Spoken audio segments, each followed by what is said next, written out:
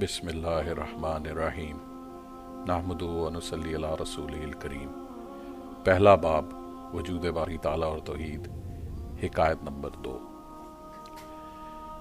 حضرت امام جعفر صادق رضی اللہ تعالیٰ عنہ اور ایک دہریہ ملاح کا واقعہ۔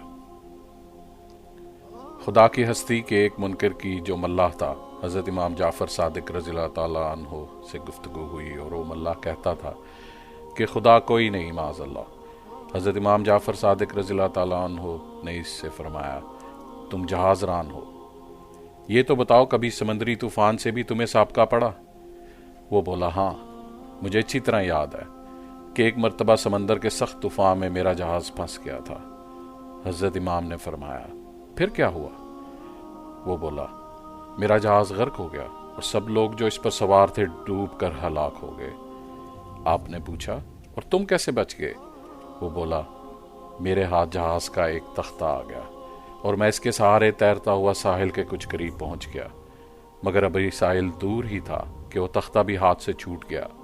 پھر میں نے خود ہی کوشش شروع کر دی اور ہاتھ پیر مار کر کسی نہ کسی طرح کنارے آ لگا۔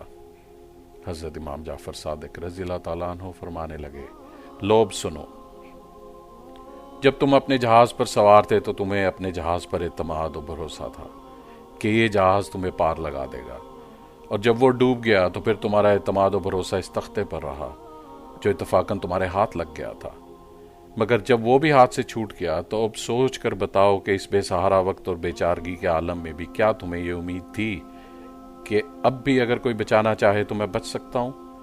وہ بولا، ہاں یہ امید تو تھی۔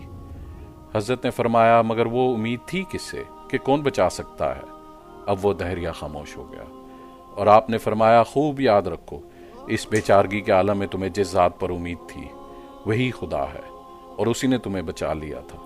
ملاح یہ سن کر ہوش میں آ گیا اور اسلام لے آیا۔ اس حکایت سے سبق یہ ہے کہ خدا ہے اور یقیناً ہے، اور مصیبت کے وقت غیر اختیاری طور پر بھی خدا کی طرف خیال جاتا ہے، گویا خدا کی ہستی کا اقرار فطری چیز ہے۔ اس حکایت کو تفسیر کبیر 221 جیم الف سے لیا گیا ہے۔ جزاک اللہ۔